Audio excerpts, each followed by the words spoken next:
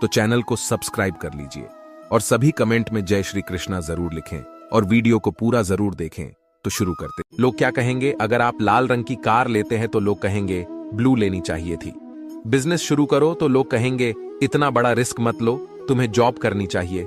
आप शादी करो तो लोगों के पास बहुत कुछ है कहने को, जल्दी कर ली या देर से की, या लाइफ पार्टनर गलत चूज किया, या कुछ और व्यापार करना सीखो तो लोग कहेंगे तुम्हें गॉफ्ट। जॉब के लिए तैयारी करनी चाहिए। हर किसी के पास अपना तर्क है, लोगों की सुनोगे तो कुछ नहीं कर पाओगे। 10 लाख की गाड़ी में हम कभी मिट्टी का तेल क्यों नहीं डालते? क्योंकि गाड़ी का इंजन खराब हो जाएगा। 10 लाख की गाड़ी की तो हमको इतनी चिंता है, पर क्या कभी अपने बेशकीमती शरीर रूपी गाड़ी की टंकी के मुंह में शराब या गुटखा जैसे जहर डालने के पहले हम यह सोचते हैं कि इससे किडनी और लिवर खराब हो गया तो? करोड़ों के इस अनमोल शरीर के इंजन की भी उतनी ही चिंता करना चाहिए जितनी अपनी गाड़ी की करते हैं। दुनिया के लिए हम एक व्यक्ति हैं, लेकिन परिवार के लिए हम पूरी दुनिया है। यह ध्यान सदैव रखना चाहिए। 4 पैसे क्यों जरूरी है? आदमी सारा दिन 4 पैसे कमाने के लिए मेहनत करता है, या बेटा कुछ काम करेगा तो 4 पैसे घर में आएंगे, या आज 4 पैसे पास होते तो कोई ऐसे ना बोलता। ऐसी अनेकों कहावतें हैं जो हम अक्सर सुनते रहते हैं। आखिर क्यों चाहिए ये 4 पैसे? और 4 ही क्यों? 3 या 5 क्यों नहीं? 3 पैसों में क्या कमी हो जाएगी, या 5 से क्या बढ़ जाएगा? पहले समझते हैं कि इन 4 पैसों का करना क्या है। पहला पैसा कुएं में डालना है, दूसरे पैसे से पिछला कर्ज उतारना है, तीसरे पैसे का आगे कर्ज देना है, और चौथे पैसे को आगे के लिए जमा करना है। कैसे? 1.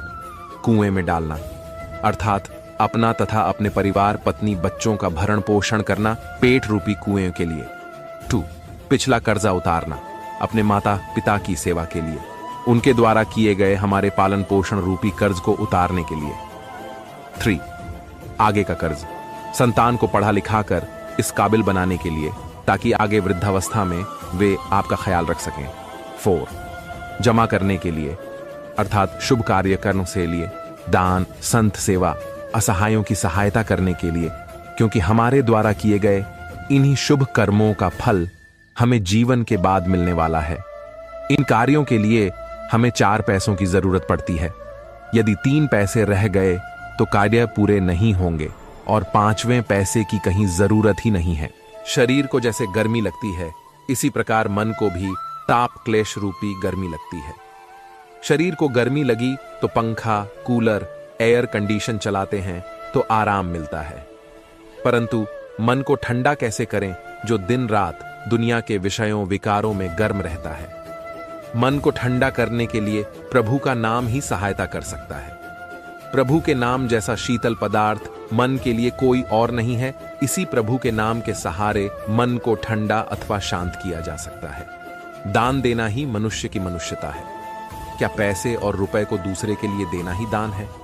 हाँ, एक सीमा तक अवश्य है, परंतु दान का अर्थ केवल रुपए पैसे का ही दान नहीं है। दान का ठीक अर्थ जो शक्ति आपके पास है उससे दूसरे की सहायता करना, उसे दुख दर्द, गिरावट, बीमारी, अज्ञानता, दरिद्रता और संकट आदि से बचाने का प्रयास करना।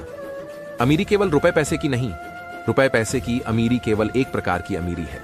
यदि आपके पास बाहुबल है, राज्य बल है, चरित्र बल है, समाज बल है, ज्ञान बल है, विज्ञान बल है, योग बल है, ध्यान बल है, और यदि आप दूसरे की आवश्यकता को देखकर, उसे कष्ट में पड़ा देखकर भी उसकी सहायता नहीं करते, तो ये दान नहीं है।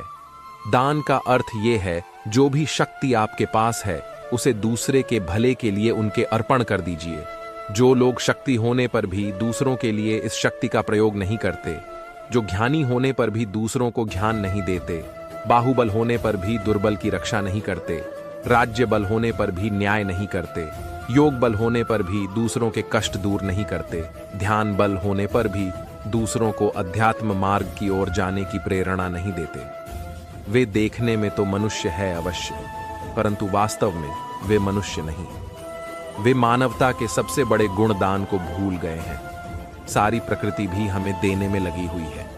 आपसे और कुछ नहीं बन पड़ता तो प्यार के 2 मीठे बोल ही बोल दो, किसी को मुस्कुराहट ही दे दो, किसी रोते हुए को हंसा दो। सुबह जल्दी सिर्फ 3 लोग ही उठते हैं, माँ, मेहनत और मजबूरियां। सबके जैसा होता तो भीड़ में गिनती होती, अकेला हूं इसलिए खास हूं। शेर के साथ रहोगे तो वह जीवन संघर्ष करना सिखाएगा, लेकिन अगर किसी कायर के साथ रहोगे तो वो हालातों के सामने झुकना ही सिखाएगा। चालाकी, चतुराई और कमीनेपन के मिश्रण को लोग आजकल होशियारी कहते हैं। इज्जत किसी इंसान की नहीं होती, जरूरत की होती है। जरूरत खत्म, इज्जत खत्म, यही दुनिया का सच है। मनुष्य का सबसे सच्चा साथी उसका स्वास्थ्य है। जिस दिन स्वास्थ्य ने साथ छोड़ा, मनुष्य हर रिश्ते पर बोझ बन जाता है। जहां तुम हो वहीं से शुरुआत करो। जो कुछ भी तुम्हारे पास है उसका उपयोग करो, और वो करो जो तुम कर सकते हो। किसी भी दोस्त को बेकार मत समझना, क्योंकि जो पेड़ फल नहीं देता वो छाया जरूर देता है।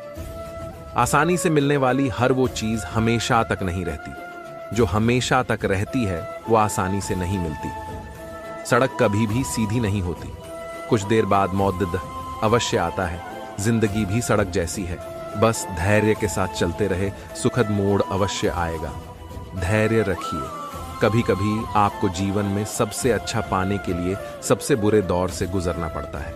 मुश्किलों के अगल बगल ही मदद छिपी होती है। जैसे कांटों की बगल में थोड़ी सी जगह है उन्हें थामने के लिए, जिंदगी में धीरे चलकर भी कभी नहीं रुके तो यकीन मानिए आप सबसे तेज चल रहे हैं। जिंदगी बहुत छोटी है, इसलिए किसी इंसान का पीछा करने से कई गुना बेहतर है अपने सपनों को पूरा करना। मंजिल उन्हीं को मिलती है जिनके सपनों में जान होती है। पंख से कुछ नहीं होता, हौसलों से उड़ान होती है। लक्ष्य एक होता है और रास्ते अनेक। कभी रास्ता बंद हो जाए तो रास्ता बदलो, लक्ष्य नहीं। अपनी मंजिल को पाने के लिए अपने अंदर जुनून इतना रखो कि हर सुबह आपका सपना आपको जल्दी उठने के लिए मजबूर कर दे। संघर्ष इंसान को मजबूत बनाता है, चाहे वो कितना भी कमजोर क्यों ना हो।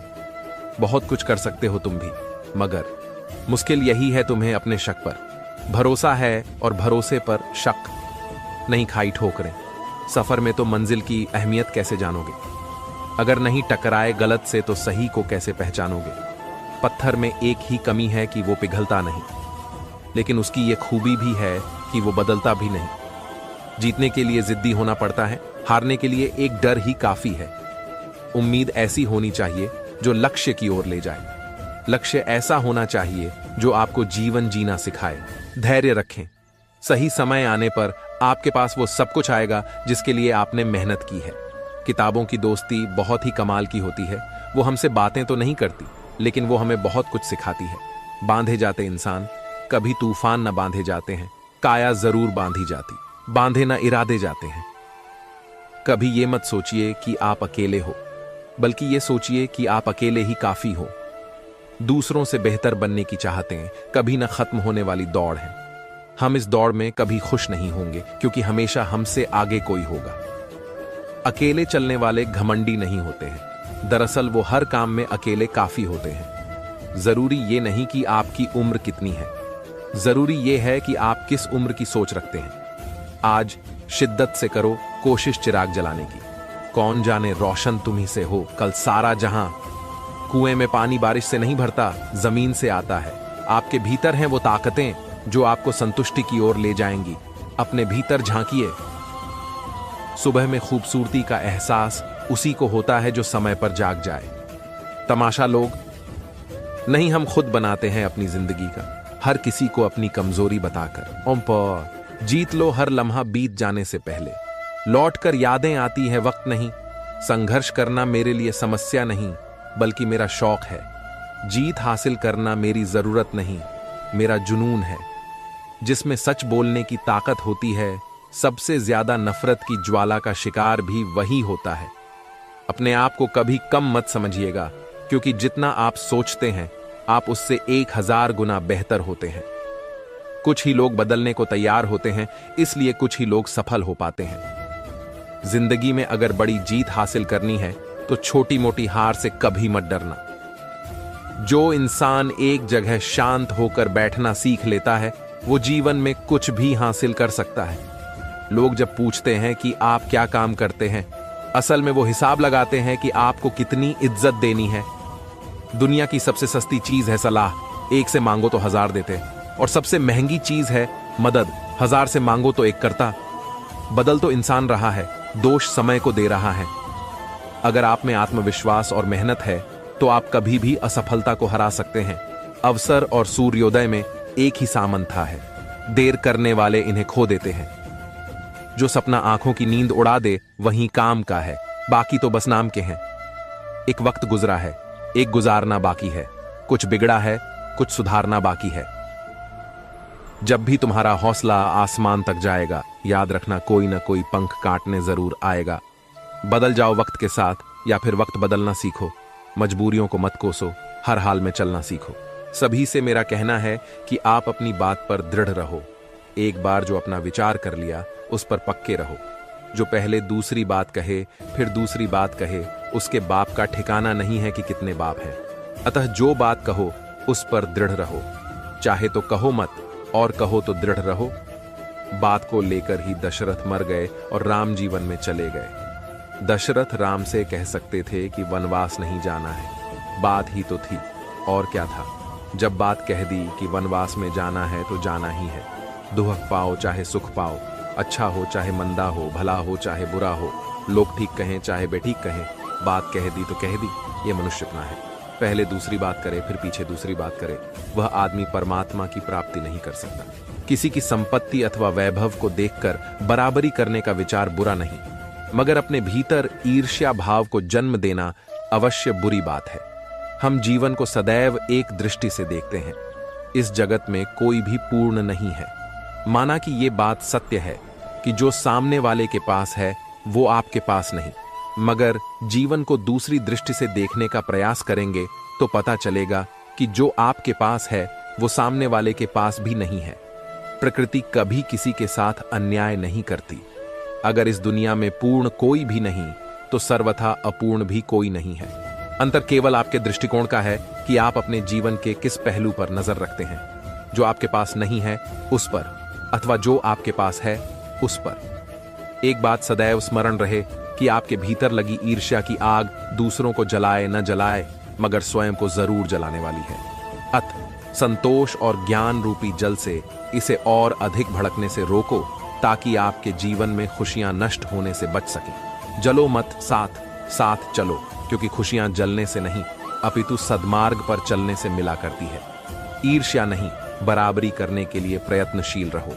मनुष्य प्रार्थना करते समय समझता है कि भगवान सब सुन रहा है, पर निंदा करते हुए यह भूल जाता है। पुण्य करते समय यह समझता है कि भगवान देख रहा है, पर पाप करते समय यह भूल जाता है। दान करते हुए यह समझता है कि भगवान सब में बसता है, पर चोरी करते हुए यह भूल जाता है। प्रेम करते हुए यह समझता है कि पूरी दुनिया भगवान ने बनाई है, पर नफरत करते हुए यह भूल जाता है। और फिर भी मनुष्य अपने को बुद्धिमान समझता है। मीठा हर तरह से नुकसानदायक होता है, चाहे वह मिठाई हो या मीठा बतियाने वाले लोग। तीखा या कड़वा व्यक्ति हमेशा सही होता है। थोड़ी देर बुरा जरूर लगता है, लेकिन परिणाम सुखद होता है। उन लोगों से हमेशा बचिए जो सामने आपकी तारीफ और पीठ पीछे चुगली करते हैं। जो बातें हमारे लिए मायने रखती हैं, उन्हीं पर हम सबसे कम समय देते हैं। लक्ष्य और उद्देश्य कुछ होते हैं और हमारे काम की दिशा कुछ और ही होती है। नतीजा, हम जीवन जीते नहीं हैं, घसीटते रहते हैं। संभावनाओं के आकाश में बैठे रहने के बजाय डाल पर ही बैठे रह जाते हैं। हवा से लड़ने का हमारे पंखों का हुनर खोता जाता है और फिर एक दिन हम उड़ना ही भूल जाते हैं। जो है उसे वैसे ही देखना जीवन को सहज बनाता है, जीवन जीने की अद्भुत शक्ति देता है। पर यह करना उतना आसान नहीं होता। पहला, मन पर मैं और तू के पड़े पर्दे सच के आड़े आते रहते हैं। दूसरा, सच जानकर भी अनजान बने रहते हैं। लेखक एकार्ट टोल कहते हैं, दरअसल हम नहीं जानते कि जीवन हमारे बाहर नहीं है, हम ही जीवन है। कोई भी दो व्यक्ति एक से नहीं होते। भाव, परिवेश और हालात इतने अलग होते हैं कि तुलना करनी ही नहीं चाहिए। हर किसी के बढ़ने की अपनी दिशा व गति होती है। बस हमें सहज रहते हुए ईमानदारी से कोशिशें करनी होती है। स्पिरिचुअल गुरु महात्रिय रा कहते हैं, हर एक पेड़ और हर फूल का मौसम होता है। हर कोई जीवन में बसंत का अनुभव करेगा, वो भी सिर्फ एक बार नहीं बल्कि बार बार। जब भी एकांत होता है तो हम अकेलेपन को एकांत समझ लेते हैं और तब हम तत्काल अपने अकेलेपन को भरने के लिए कोई उपाय कर लेते हैं। पिक्चर देखने चले जाते हैं, कि रेडियो खोल लेते हैं, कि अखबार पढ़ने लगते हैं। कुछ नहीं सूझता तो सो जाते हैं, सपने देखने लगते हैं, मगर अपने अकेलेपन को जल्दी से भर लेते हैं। ध्यान रहे, अकेलापन सदा उदासी लाता है, एकांत आनंद लाता है। वे उनके लक्षण हैं। अगर आप घड़ी भर एकांत में रह जाएं, तो आपका रोआं रोआं आनंद की पुलक से भर जाएगा, और आप घड़ी भर अकेलेपन में रह जाएं तो आपका रोआं रोआं थका और उदास और कुम्हलाए हुए पत्तों की तरह आप झुक जाएंगे। अकेलेपन में उदासी पकड़ती है, क्योंकि अकेलेपन में दूसरों की याद आती है, और एकांत में आनंद आ जाता है, क्योंकि एकांत में प्रभु से मिलन होता है। वही आनंद है और कोई आनंद नहीं है।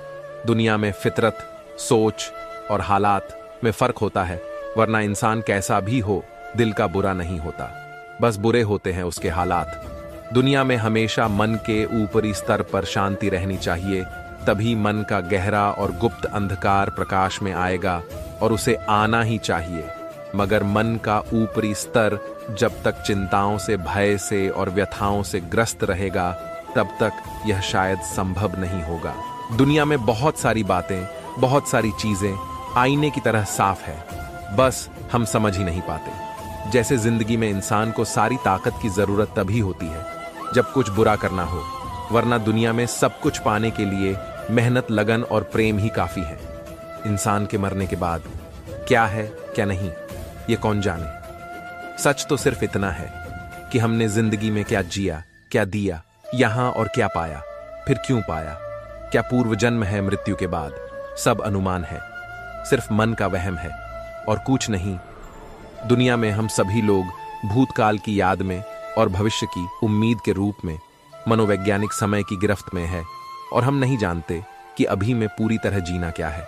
बस अभी ही जीवन है, न इससे आगे न ही पीछे, जो है सिर्फ आज है।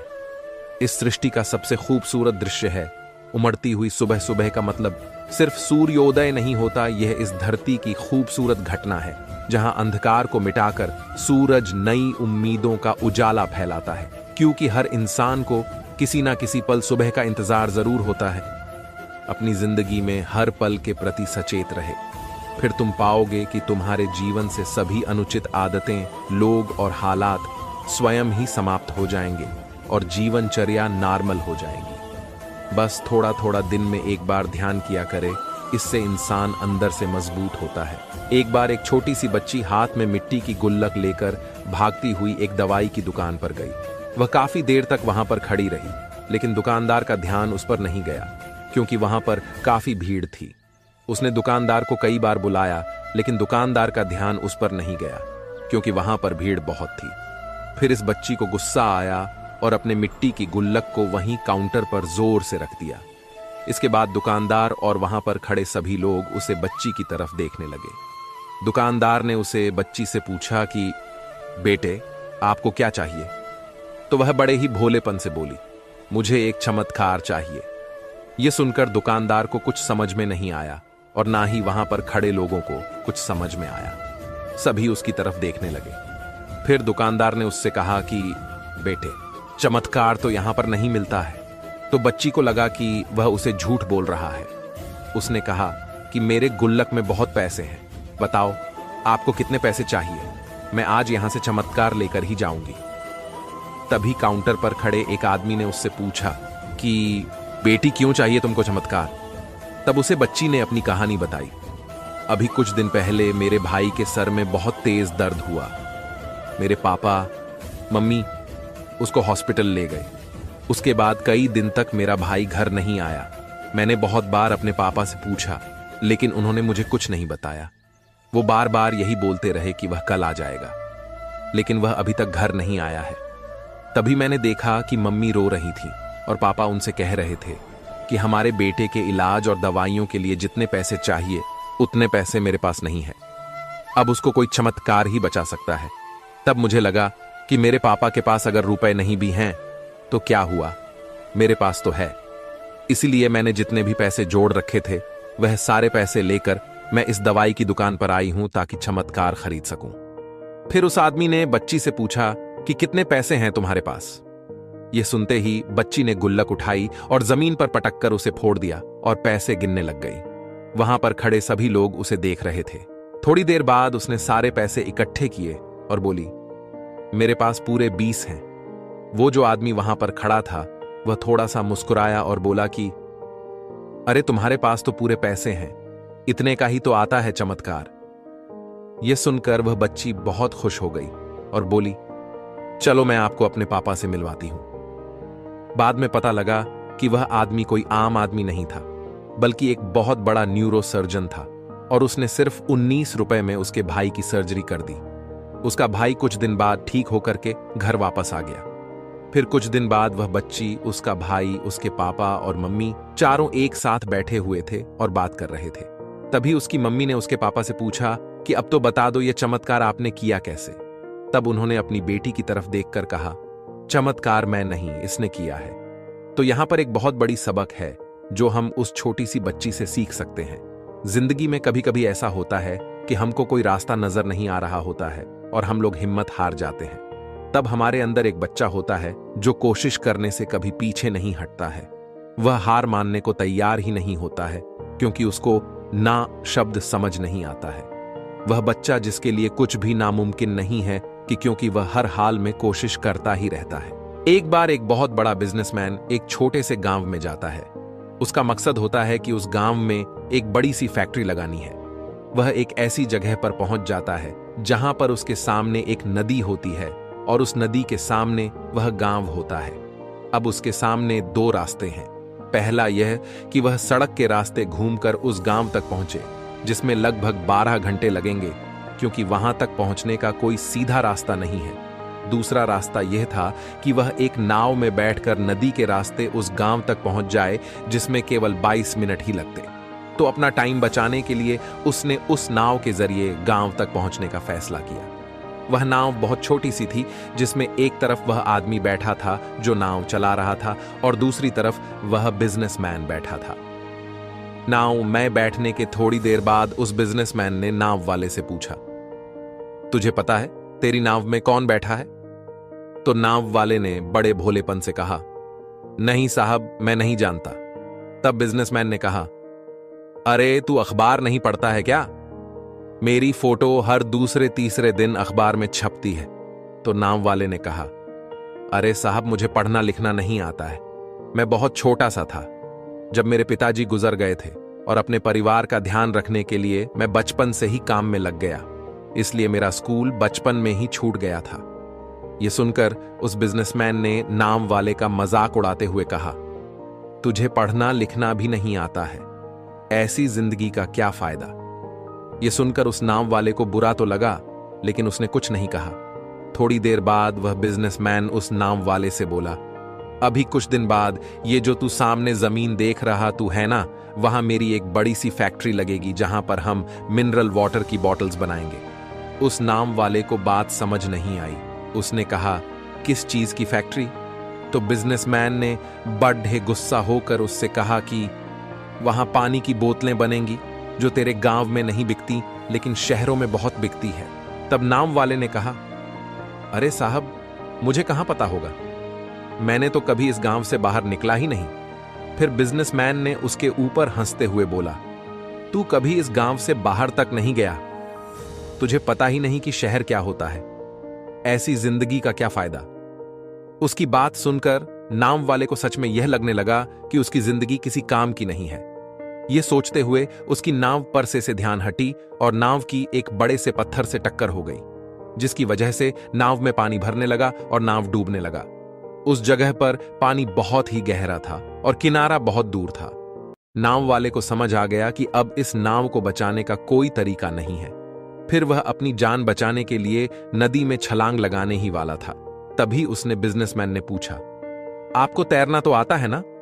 तो बिजनेसमैन ने घबराकर पूछा, ऐसा क्यों पूछ रहे हो, मुझे तैरना नहीं आता है। उसकी यह बात सुनकर नाव वाले को हंसी आ गई और बोले, साहब, आपको तैरना तक नहीं आता, ऐसी जिंदगी का क्या फायदा?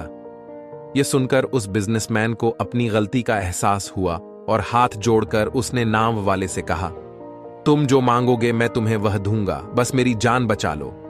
तो उस नाव वाले ने कहा, अरे साहब, घबराओ नहीं, मुझे सिर्फ तैरना ही नहीं आता है, बल्कि डूबते हुए लोगों को बचाना भी आता है। आप मुझे कसकर पकड़ लो, मैं आपको कुछ नहीं होने दूंगा। और फिर उस नाव वाले ने न सिर्फ अपनी बल्कि उस बिजनेसमैन की भी जान बचाई। तो हमें इस कहानी से एक बहुत बड़ी सीख मिलती है कि जिंदगी में कभी किसी की मजाक नहीं उड़ानी चाहिए या अपने से कम नहीं समझना चाहिए, क्योंकि हमें नहीं पता कि कब, कहां और कैसे किसकी जरूरत पड़। कंप्यूटर जो मनुष्य ने ही बनाया है, जब भी कोई एस फोल्डर या फाइल कुछ काम का ना हो तो उसे डिलीट करने का विकल्प होता है, और हम तुरंत कर भी देते हैं ताकि कंप्यूटर हैंग ना हो, स्पेस ना भर जाए, वायरस ना आ जाए। ठीक वैसे ही हर रोज कितनी सारी बातें हम अपने मन में भरते हैं, लेकिन उसमें व्यर्थ बातों को डिलीट नहीं करते और उसी के परिणाम स्वरूप विकारों रूपी वायरस मन में पैदा होते हैं। इसलिए हर रोज मन से भी व्यर्थ बातों को परमानेंट डिलीट किया कीजिए, तो मन में कभी कोई वायरस नहीं आ पाएगा। एक व्यापारी था, वह बहुत धनी था। दुर्भाग्यवश वह कंगाल हो गया। बहुत दुखी होकर वह एक संत के पास गया और उन्हें अपनी आप बीती सुनाकर रोने लगा। संत बोले, तुम दुखी हो क्योंकि तुम्हारा सब कुछ चला गया। व्यापारी ने उत्तर में हां कहा। संत बोले, यदि वह तुम्हारा था तो उसे तुम्हारे पास रहना चाहिए था, वह चला कैसे गया? व्यापारी चुप रहा। संत ने कहा, क्या जन्म के समय तुम सारा धन साथ लेकर आए थे? व्यापारी बोला, महाराज, जन्म के समय सब खाली हाथ आते हैं, मैं धन कैसे ला सकता था? संत पुनः बोले, अच्छा ये बताओ कि मरते समय अपने साथ कितना धन ले जाना चाहते हो? व्यापारी बोला, महाराज, क्यों मरते समय भी सब खाली हाथ जाते हैं तो मैं धन साथ कैसे ले जाऊंगा? संत बोले, जब तुम खाली हाथ आए थे और खाली हाथ जाओगे तो परेशान किस लिए होते हो?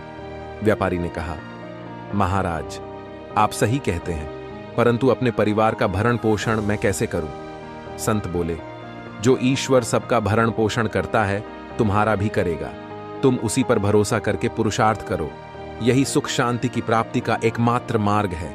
व्यापारी को निष्काम कर्म का मार्ग मिल गया और उसके जीवन के शेष दिन शांति से गुजरे।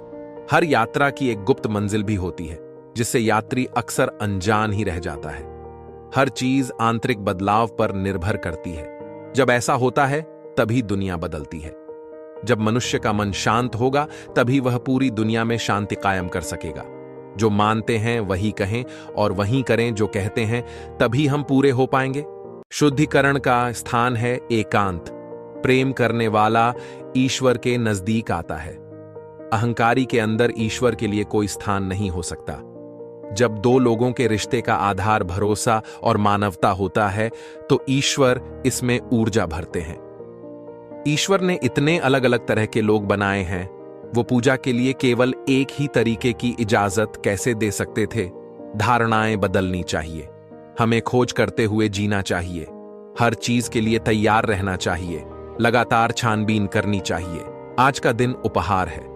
सुबह उठते ही खुद को याद दिलाएं कि आज का दिन मेरे लिए एक उपहार है। आपको जीवन का एक और दिन मिला है तो यूनिवर्स को इस प्रकार धन्यवाद दें। उपहार स्वरूप मुझे एक नया दिन मिला है, मुझे इस दिन का ज्यादा लाभ उठाना चाहिए। सुबह सुबह का यह विचार आपको अपने दिन की सही शुरुआत करने के लिए प्रेरित करेगा। मानिए कि आप सफल होंगे। खुद से कहिए, मैंने एक लंबा सफर तय किया है। जो भी चीजें पाई हैं मैं जीवन में उनका आनंद अनुभव करता हूं। जिन चीजों की इच्छा करता हूं उन्हें पाने के लिए मैं तैयार हूं। मैं सफल होऊंगा। मैं सफल होने के लिए धन्य हूं। मन की निराशा दूर रखिए। चीजों के बारे में शिकायत करने से वह नहीं मिलता जो आप चाहते हैं। इसकी बजाय यह सफलता का अनुभव करने में देरी का कारण बनता है और निराशा पैदा होती है। इसलिए सोचें, मुझे अपनी निराशा को दूर करना है। मुझे अपने वर्तमान जीवन में जो कुछ भी अनुभव हो रहा है उसे ईश्वर की इच्छा के रूप में स्वीकार करूंगा। यह मेरे सीखने और विकास के लिए हो रहा है। अपने व्यवहार में प्यार लाइए, ये सोच बनाइए, मैं दूसरों को जो देता हूं मुझे वही मिलता है। मैं किसी के बारे में जो सोचता और महसूस करता हूं वे मेरे प्रति वैसा ही महसूस और व्यवहार करते हैं। इसलिए आज से मैं अपनी बातचीत और व्यवहार में अधिक प्यार लाऊंगा। हर वो व्यक्ति जो मेरे आज से जुड़े हैं, मैं अपने तहे दिल से उनका आभार प्रकट करूंगा। मैं सुखी रहूंगा। इस बात का विश्वास कीजिए कि ईश्वर ही हमें सब कुछ देता है। खुद से कहिए, उसी से सब कुछ मेरे पास आता है। वर्तमान में जो भी मेरे पास है वह मुझसे कोई छीन नहीं सकता, इसलिए डरने की कोई बात नहीं है। मैं हमेशा सुखी और संतुष्ट रहूंगा। अच्छी चीजों को आकर्षित करने की कामना। संकल्प लीजिए कि मैं जो बोलता हूं वैसा ही मेरे जीवन में आता है, इसलिए मैं अच्छे स्वास्थ्य और प्यार के बारे में बोलूंगा। मैं अच्छाई के बारे में बोलूंगा। मैं सफलता के बारे में बोलूंगा। इस प्रकार मैं इन सभी चीजों को अपने जीवन में आकर्षित करूंगा। माफी की भावना मन में दोहराते रहें। जाने या अनजाने में की गई सभी गलतियों के लिए हमेशा माफी चाहूंगा। मुझे अपने भीतर ईश्वर शक्ति को अनुभव करने में मदद करें। हो जा थोड़ा होशियार। तू भी जमाने की तरह यहां मासूमियत पर खुदा भी तरस नहीं खाता। हालात चाहे जो भी हो, नौकर नहीं मालिक बनने की सोच रखिए। मुझ में और किस्मत में हर बार बस यही जंग। मैं उसके फैसलों से तंग, वो मेरे हौसले से दंग। अपनी कल्पना को जीवन का मार्गदर्शक बनाएं, अपने अतीत को नहीं। पहले खुद से कहो कि तुम क्या बनोगे और फिर वो करो जो तुम्हें करना है। बीते कल से सीख लें, आज को जीना सीखें और आने वाले कल से उम्मीद रखें। तू भी वही कर रहा है जो घड़ी करती है। चलते रहे आज, नहीं तो कल सफलता जरूर तेरे कदम चूमेगी। अपना सर्वश्रेष्ठ देने से कभी पीछे ना हटे। यह आपके क्षमताओं का विश्लेषण है। माफी के हकदार गलती करने वाले होते हैं, चालाकी करने वाले नहीं। अपने संघर्ष को अपना जुनून बना लो जब तक वो तुम्हारी कहानी न लिख दे। जो भी करना है आज ही शुरू कर लो, क्योंकि कल खुद भी कल के इंतजार में है। आसान नहीं है छात्र जीवन, क्योंकि स्टूडेंट लाइफ में साथ देने वाले कम और नारद मुनि ज्यादा है। बहाने बनाना छोड़ दीजिए, क्योंकि बहाने आपको कभी भी तरक्की नहीं दिलाएंगे। कभी कभी जब परिस्थितियां समझ में ना आए तो जो कुछ जीवन में घटित हो रहा है उसे शांत भाव से तटस्थ होकर बस देखते रहना चाहिए। समय आने पर जीवन अपना मार्ग खुद बना लेगा। थोंगा ठहर कर तराश ले तू खुद को। जो खोया है वो तुझ में ही कहीं मिल जाएगा। अभी तो रास्ता बाकी है, मंजिल तक जाने का मत सोच के तेरा सूरज यूं ही ढल जाएगा। मानव के सभी गुणों में साहस पहला गुण है, क्योंकि यह सभी गुणों की जिम्मेदारी लेता है। हम वक्त के साथ जबान नहीं बदलते। बाप ने ऐसी गिरी हुई चीजें सिखाई ही नहीं। अभी से अकेले चलना सीख लो, क्योंकि जरूरी नहीं कि जो आज आपके साथ है वो कल भी आपके साथ रहे। अभी तक जितना बर्बाद करना था कर लिए, अपने कल को अब आगे बढ़ो। पिछली चीजों के चक्कर में आज क्यों बर्बाद करना। व्यक्ति में इतनी ताकत हमेशा होनी चाहिए कि वो अपने दुख, अपने संघर्षों से अकेले जूझ सके। जीवन में सदा सरल स्वभाव रखिए, क्योंकि हमें अमीर दिखना नहीं है, अमीर बनना है। हर दौर से गुजरने का हुनर है मुझ में। मैं दम तोड़ के रख दूंगा बुरे हालातों का। कामयाब होना बड़ी बात नहीं, जवानी में कामयाब होना बनी बात है। जिसके होने से इज्जत मिलती है, ये दुनिया उसे पैसा कहती है। जो इंसान शक्ति ना होते हुए भी मन से हार नहीं मानता, उसे दुनिया की कोई ताकत हरा नहीं सकती। हारने के बाद कहानी खत्म नहीं होती, फिर से एक नया अध्याय शुरू होता है। अपनी लड़ाई खुद ही लड़नी होती है। मुसीबत में कोई किसी का साथ नहीं देता। आपका शरीर बड़ी बुद्धिमानी के साथ डिजाइन किया गया है और इसे लंबे समय तक बैठे रहने के लिए डिजाइन नहीं किया गया था। हर 45 मिनट से 1 घंटे बाद खड़े होकर स्ट्रेच करें। अपने पैरों की उंगलियों को छूने की कोशिश करें। उठें और पानी का गिलास लेने के लिए दूसरे कमरे तक जाइए। लगातार बैठे न रहना भी एक तरह की जीत है। साधारण सी बातें ही अक्सर बड़ा अंतर लाती हैं। क्यों ना हम अपनी जीवन शैली में कुछ क्रांतिकारी बदलाव लाएं। 1. अनावश्यक खर्चों में तुरंत कटौती करें। 2. शादी ब्याह एकदम सादगी से करें। 3. अनावश्यक धार्मिक व सामाजिक आयोजन नहीं करें। 4. अनावश्यक आने जाने, घूमने फिरने आदि पर रोक लगाएं। 5. अनावश्यक शॉपिंग उधार लेकर अथवा EMI के सहारे कतई ना करें। 6. लोग क्या कहेंगे इसकी चिंता न करें, वह भविष्य के लिए संचय करें। 7. अपनी औकात एवं हैसियत के अनुसार चलें। 8. ऊपर शेरवानी, अंदर परेशानी को निमंत्रण न दें। 9. हमें मूलभूत परिवर्तन करना होगा। इच्छाओं को त्याग कर हकीकत में रहना होगा। 10. रोने धोने से कुछ भी हासिल नहीं होगा। हमें अपनी लड़ाई खुद लड़ना होगी। जब हमको छुट्टी मिलती है तो हम सबको अच्छा लगता है। हम सभी उस छुट्टी का पूरा पूरा आनंद उठाना चाहते हैं। उसका आनंद लेने के लिए हम पूरी प्लानिंग करते हैं और ज्यादा से ज्यादा उस छुट्टी का आनंद लेने का प्रयास करते हैं। क्या हम इस जीवन की छुट्टी का भी उसी प्रकार आनंद लेते हैं? एक दिन हमारा जन्म हुआ और एक दिन हमें इस संसार को छोड़कर जाना है। हमें जो यह जिंदगी मिली है, क्या हमने कभी सोचा है कि इस जिंदगी से पहले हम क्या थे? धूल। इस जिंदगी से पहले हम धूल थे। ये पृथ्वी धूल की बनी है। ये जो पत्थर हैं, इन पत्थरों का निर्माण धूल को संकुचित करके किया जाता है। ये सारा विश्व, संसार और यूनिवर्स धूल से बना हुआ है। और जब हम इस संसार से जाएंगे तो जानते हैं क्या होगा? हम फिर धूल बन जाएंगे। तो बनाने वाले ने हमको धूल होने से छुट्टी दी है। तो हम अपनी छुट्टी का मजा ले रहे हैं या नहीं? या द्वेष, क्लेश और इन सब चीजों में पाड़े ढे हुए हैं? इस छुट्टी में हम छुट्टी ही बिता रहे हैं या लड़ाई लड़ रहे हैं? बनाने वाले ने कितनी सुंदर जगह दी है छुट्टी बिताने के लिए, जहां समुद्र है। और जब सूरज की किरणें उस समुद्र के ऊपर पड़ती हैं तो ऐसा लगता है जैसे हीरे चमक रहे हैं। जहां नदियां हैं, जब पानी बहता है, जहां आवाज होती है पानी की, और उस नदी के पास पानी की वजह से थोड़ी ठंडक भी होती है, थोड़े पेड़ भी होते हैं। और पेड़ भी बनाए तो बिडास उनमें क्या लगाया? उनमें फूल भी लगाए और फल भी। और फल कैसे? कुछ थोड़े मीठे और कुछ थोड़े खट्टे।